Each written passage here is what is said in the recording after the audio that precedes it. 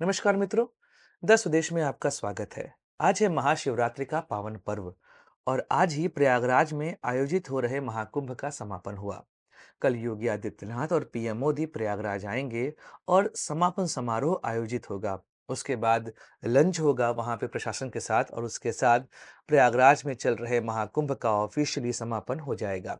ऐसे में इस विषय पर करेंगे चर्चा। पहले बात करेंगे महाकुंभ की। यहाँ पर सरकार ने क्या सकारात्मक चीजें की और क्या नकारात्मक पहलू रहे। इसके बाद 2027 में होने वाले विधानसभा चुनाव पर क्या पड़ेगा इसका प्रभाव, और देश में सनातन धर्म को लेकर जो स्थिति बनी हुई है, खासकर जो जातीय स्थिति इस समय देश में बनी हुई है, क्या उस पर कोई परिवर्तन आएगा। और अंत में कुछ ऐसे मैंने दृश्य यहाँ पर शूट किए वो मैं आपको दिखाऊंगा।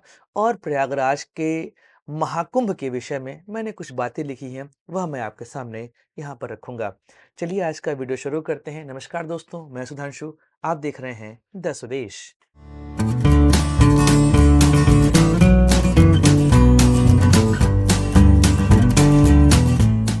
दोस्तों, महाकुंभ 144 साल बाद ग्रह और नक्षत्रों का ऐसा संयोग बना कि कुंभ को महाकुंभ कहा गया।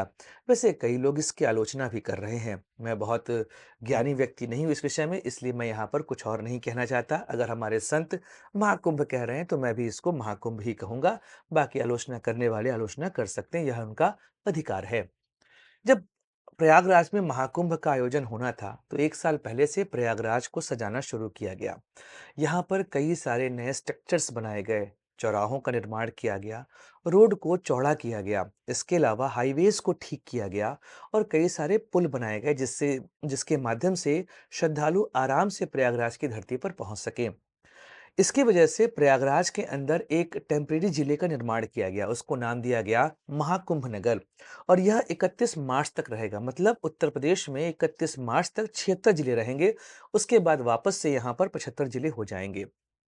महाकुंभ नगर में 4 तहसीलों को जोड़ा गया और संगम नगरी में लगभग 4000 हेक्टेयर के क्षेत्र में महाकुंभ के पूरे क्षेत्र को बसाया गया और वहीं पर श्रद्धालु और संत पूरे लगभग 45 दिन विराजमान रहे। तो महाकुंभ का आयोजन आसान नहीं था। सरकार ने उम्मीद की थी कि लगभग 40 करोड़ के आसपास लोग प्रयागराज की धरती पर आएंगे, लेकिन यह संख्या बढ़ती गई और बढ़ते बढ़ते लगभग 65 से 70 करोड़ श्रद्धालु प्रयागराज की धरती पर आए। आसान नहीं था इतनी बड़ी जनसंख्या को एकोमोडेट करना। अगर आप जनसंख्या के अनुसार देखेंगे तो प्रयागराज विश्व का तीसरा सबसे पॉपुलेटेड स्थल बन जाएगा। पहले पे भारत, दूसरे पे चीन और तीसरे पे प्रयागराज आ जाएगा। इतने लोग इस समय यहाँ पर उपस्थित थे। मतलब लगभग 2 अमेरिका, 4-5 रूस, कई सारे पाकिस्तान और यूरोप की कंट्रीज की तो बात ही हम यहाँ पर छोड़ दें। तो प्रयागराज में आयोजित महाकुंभ अपने आप में कई सारी चीजें यहाँ पर लेकर आया। जिस तरीके से श्रद्धालु यहाँ पर आए उसका प्रभाव आपको दिखाई दिया होगा। देखिए, अगर आप इसको धार्मिक आधार पर देखेंगे तो यह अपने आप में काफी सक्सेसफुल इवेंट यहाँ पर साबित हुआ है। भारतीय सनातन संस्कृति में कुंभ का बहुत महत्व रहा है। ऐसे में महाकुंभ का आयोजन सनातन संस्कृति के लिए काफी महत्वपूर्ण बन जाता है। इस पर्व की सबसे बड़ी उपयोगिता ये होती है कि इसमें आडंबर बहुत दूर रहता है। मतलब आप आइए, स्नान करिए और घर जाइए। जो पुरोहितवाद है उसको वह आप यहाँ पर नहीं देखने वाले हैं। जो भी लोग यहाँ पर आ रहे हैं उनकी जाति क्या है, उनका पंथ क्या है, उनके विचार क्या हैं, उनकी भाषा क्या है, इन सब चीजों को यहाँ पर दूर रखा जाता है।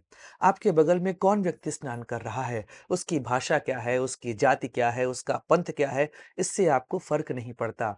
उसके शरीर से निकला हुआ पानी आपके शरीर पर लग रहा है और आपकी आस्था खंडित नहीं हो रही है। शायद कुंभ का महत्व यही है। और कुंभ जो हर 12 साल में होता है वह यह बताना भी चाहता है कि आप और हम सब एक हैं। हमारे अंदर किसी भी तरह का कोई भी भेद नहीं है। प्रशासन ने इस बार काफी मेहनत यहाँ पर की थी।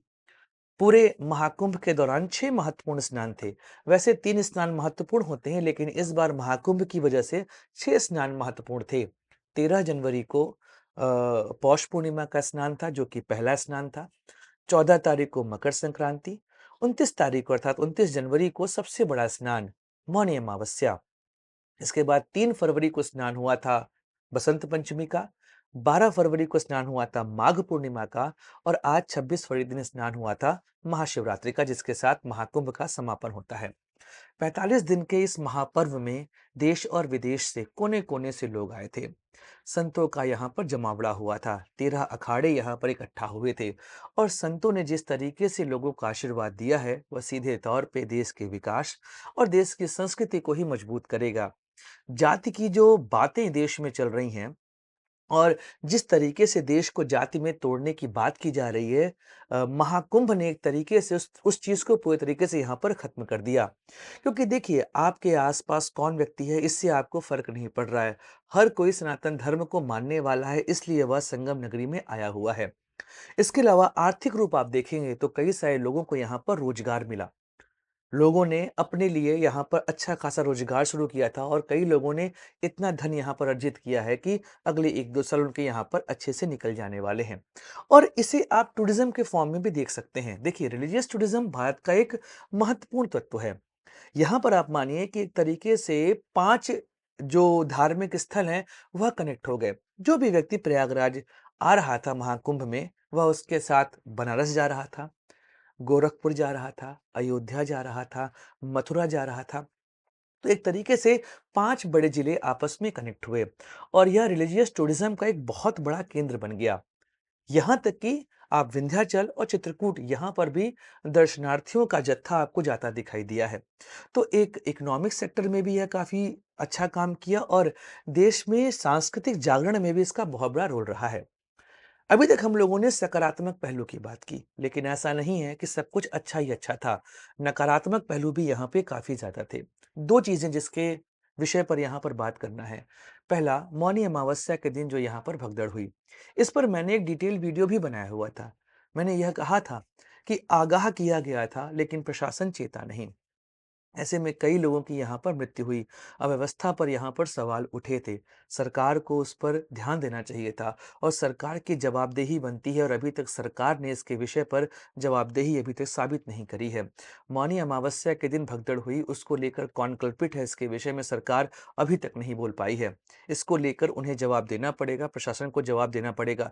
जिन लोगों ने अपनों को खोया, उनका दर्द कौन बाँटेगा? क्योंकि सरकार अभी तक उस दर्द को बाँटने में सहयोगी साबित नहीं हुई है। कुछ ऐसी ही बात हुई जब दिल्ली में भगदड़ हुई थी रेलवे स्टेशन पर और वहाँ पर भी साफ तौर पर दिखाई दिया कि प्रशासन उस व्यवस्था को नियंत्रित नहीं कर पा रहा था। अव्यवस्था फैली, जिसकी वजह से 18 लोगों की वहाँ पर मृत्यु हुई। इसका जवाब रेलवे प्रशासन और केंद्र सरकार को देना होगा। साथ ही साथ जिस तरीके से श्रद्धालु लगातार प्रयागराज आ रहे थे, उस समय जिस तरह से यहाँ पर जाम लगा हुआ था, वह स्थिति भी काफ़ी भयावह थी। कई लोग 2-2 3-3 दिन रास्ते में फँसे रहे। वहाँ पर उनके लिए क्या व्यवस्थाएँ थीं, इनको लेकर भी सवाल उठे हैं। तो प्रशासन को इन सब चीज़ों पर जवाबदेही देनी होगी और उम्मीद करता हूँ कि जब महाकुंभ का समापन होगा, उसके बाद रिव्यू मीटिंग होगी, तो प्रशासन के वो लोग जो इसके लिए उत्तरदायी हैं, उनको सज़ा ज़रूर दी जाएगी। अन्यथा योगी सरकार के ऊपर बहुत बड़ा यहाँ पर प्रश्न चिन्ह लगेगा कि इतना बड़ा आयोजन तो आपने किया, पर उसके लिए सही व्यवस्था आपने आपने यहाँ पर आयोजित नहीं करवाई। और मौनी अमावस्या के दिन हुई भगदड़ में जो कल्प्रिट हैं, उनको सजा मिलनी चाहिए, क्योंकि अभी तक किसी को भी सजा यहाँ पर नहीं दी गई है। तो अव्यवस्था यहाँ पर थी और व्यवस्था भी थी। इतना बड़ा समागम यहाँ पर हो रहा है, ऐसे में कुछ चीज़ें खराब हुई हैं और उसको लेकर सरकार की जवाबदेही बनती है। लेकिन जिस एक चीज़ को लेकर सरकार की वाहवाही बनती है, वह है यहाँ पर सफाई की व्यवस्था। पूरे प्रयागराज में आपको कहीं भी गंदगी दिखाई नहीं दी होगी, क्योंकि सरकार लगातार यहाँ पर सफाई की व्यवस्था करा रही थी। खासकर संगम क्षेत्र में आपको गंदगी दिखाई नहीं देगी। 1-2 चीज़ों को अगर आप स्पेशली देखेंगे तो अलग बात है, अन्यथा पूरा मेला क्षेत्र आपको साफ-सुथरा दिखाई देगा। यहाँ तक कि गंगा के पानी को लेकर भी कई तरह की बातें की गईं, लेकिन वैसी दिक्कतें यहाँ पर नहीं थी, क्योंकि कई सारे श्रद्धालु यहाँ से नहा कर गए थे। उनके साथ कोई खास समस्या यहाँ पर नहीं आई है, तो वह साफ तौर पर दिखाई दे रहा था कि गंगा जी को लेकर सरकार काफ़ी एक्टिव थी और गंगा के पानी को यहाँ पर स्वच्छ ज़रूर किया गया था। यह तो थी महाकुंभ की बातें। अब बात करते हैं राजनीतिक पहलू की, क्योंकि भगदड़ को लेकर सरकार पर सवाल उठे। विपक्षी पार्टियों ने सरकार से सवाल पूछे और यह सवाल जायज थे। उनको और कड़े तरीके से यहाँ पर सरकार से सवाल पूछना चाहिए था। शायद वह इतना कड़ा तरीका यहाँ पर अपना नहीं सके। मैंने उम्मीद की थी कि जिस तरीके से भगदड़ हुई, विपक्षी पार्टियां यहाँ पर सरकार को घेरेंगी, पर विपक्षी पार्टियां मुद्दों से भटकती दिखाई दी। जैसे जैसे जनमानस प्रयागराज की धरती पर आ रहा था, अचानक से महाकुंभ को लेके अनर्गल टिप्पणियां विपक्षी पार्टियों की ओर से आने लगी। चाहे हम लालू प्रसाद यादव की बात करें, चाहे अखिलेश यादव की बात करें, चाहे हम ममता बनर्जी की बात करें, चाहे मल्लिकार्जुन खड़गे, राहुल गांधी, इन सब की बात करें, यह अचानक से प्रशासन की विफलता की जगह पर इन्होंने धर्म पर टिप्पणी करनी स्टार्ट कर दी। यह पूरे तरीके से गलत हो गया, क्योंकि महाकुंभ एक राजनीतिक आयोजन नहीं है, एक धार्मिक आयोजन है। सनातन धर्म में सदियों से यह आयोजन चलता चला आ रहा है। मतलब इसके इतिहास के विषय में आप जाएँगे तो 4-5 हज़ार साल पहले का भी इतिहास आपके सामने उपलब्ध हो जाएगा कि जब प्रयागराज की धरती पर महाकुंभ का आयोजन हो रहा था। ऐसे में प्रयागराज में हो रहे महाकुंभ के आयोजन पर, अर्थात उसकी धार्मिकता पर टिप्पणी करना पूरे तरीके से गलत रहा है। 2027 में उत्तर प्रदेश में विधानसभा चुनाव होगा। ऐसे में महाकुंभ में जो टिप्पणियां की गई हैं उनका प्रभाव पड़ेगा। मतलब विपक्षी पार्टियों के पास वहां पर सरकार को घेरने का अच्छा खासा मौका है। जो यहाँ पर भगदड़ हुई थी उसको लेकर जिस तरीके से सरकार ने काम किया, वहां पर सरकार से कड़े सवाल पूछे जाएंगे। लेकिन सरकार के पास भी मौका है, क्योंकि विपक्षी पार्टियों ने वह मौका दिया है उनको यहाँ पर, जब उन्होंने धार्मिकता पर सवाल उठाए थे। तो ऐसे में दोनों के पास अपने-अपने मौके रहेंगे। जो जिस मौके का फ़ायदा अधिक उठाएगा, वह यहाँ पर साफ दिखाई दे जाएगा, जब 27 के चुनाव होंगे। एक और बात यहाँ पे कर लेते हैं कि वर्तमान स्थिति में आप देख रहे हैं, पिछले 2 सालों से देश में जातीय आधार पर देश को बाँटने का प्रयास किया जा रहा है। ख़ासकर सनातन धर्म में जो लोग हैं, उनको बाँटने का प्रयास किया जा रहा है। जनरल, ओबीसी, एससी, एसटी, इसमें देश को बाँटने का प्रयास लगातार जारी है। ऐसे में जब प्रयागराज में महाकुंभ हुआ और यहाँ पर जैसे एक तरह की जातिवादी चीज़ें आपको दिखाई नहीं दी होंगी, ना तो एक खबरें आपको सुनाई दी होंगी। मैं हमेशा कह रहा हूँ कि आप जब स्नान करने जा रहे हैं, आपके बगल में कौन व्यक्ति नहा रहा है, आपको इससे फ़र्क नहीं पड़ता। मतलब जिस पानी में वह डुबकी लगा रहा है, उसी पानी में आपने डुबकी लगाई है। ऐसे में साफ दर्शा रहा है कि जातीयता गंगा जी में लगाई गई डुबकी के साथ खत्म हो जा रही है। लेकिन बात यहीं पर नहीं रुकती। जब उस पानी को लेकर हम अपने गाँव जा रहे हैं, तो जातीयता को हम हमें अपने गाँव में भी समाप्त करना होगा। उस पानी का प्रभाव हमें अपने गाँव में, अपने शहरों में, अपने आस-पड़ोस में दिखाना पड़ेगा कि हम जिस जाति को लेकर आज तक चल रहे थे, गंगा जी में उस जाति को हम समाहित कर कर चले आए हैं। अब देश में जातीय आधार पर जो विच्छेदन हो रहा था, जो अलगाव हो रहा था, उस चीज़ों को हम इस प्रयागराज के महाकुंभ में समाप्त कर दिए हैं। मतलब जिस डुबकी के साथ आप अपने आप को पवित्र कर रहे हैं, उसी डुबकी के साथ इस देश में जातीय आधार पर हो रहे विभाजन को भी ध्वस्त कर दिया गया है। और जब आप अपने गाँव पहुँचे, अपने अड़ोस-पड़ोस में आपकी कोई भी जाति हो, आपके आस-पास कोई भी जाति के लोग रह रहे हों, तो उनके साथ समानता का ही व्यवहार करना है, जो चीज़ें हमने प्रयागराज की धरती पर सीखी है। तो यह महाकुंभ सीधे तौर पर सांस्कृतिक जागरण का एक महत्वपूर्ण तत्व बनकर आया है। ऐसे में महाकुंभ को लेकर मैंने यहाँ पर कुछ बातें लिखी हैं, जो मैं आपके सामने पढ़ना चाहता हूँ। उम्मीद करता हूँ कि आपको मेरी यह लेखनी पसंद अवश्य आएगी। तो महाकुंभ के समापन पर महाकुंभ को मेरा प्रणाम। कुंभ ध्यान है, कुंभ ज्ञान है, ये सनातन का स्वाभिमान है। भाषा, पंथ, जाति से परे समागम का अद्भुत प्रणाम है। कुंभ संयोग है, कुंभ प्रयोग है, कुंभ आशा है, कुंभ विश्वास है। कुंभ 13 अखाड़ों का पवित्र मिलन है। कुंभ माँ गंगा, यमुना, सरस्वती का पावन संगम है।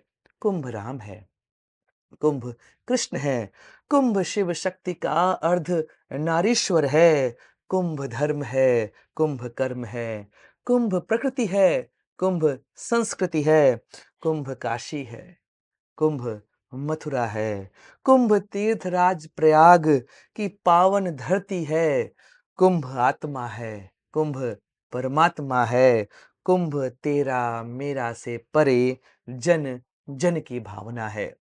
दोस्तों, महाकुंभ भारतीय सनातन संस्कृति का एक अद्भुत पर्व, और यह पर्व हमको सिखा गया कि हम सभी समान हैं। अब यहाँ पर कुछ ऐसे दृश्य, जो मैंने शूट किए थे, वो आपके सामने मैं यहाँ पर लगाता हूँ।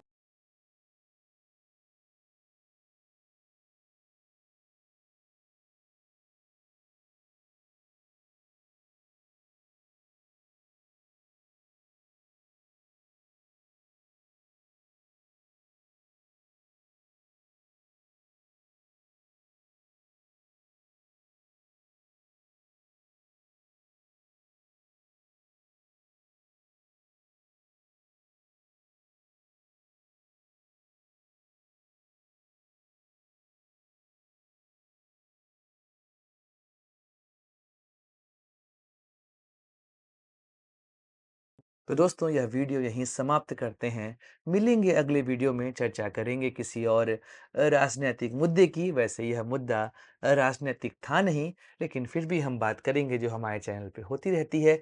Like, share, subscribe the channel. जय हिंद, वंदे मातरम, भारत माता की जय।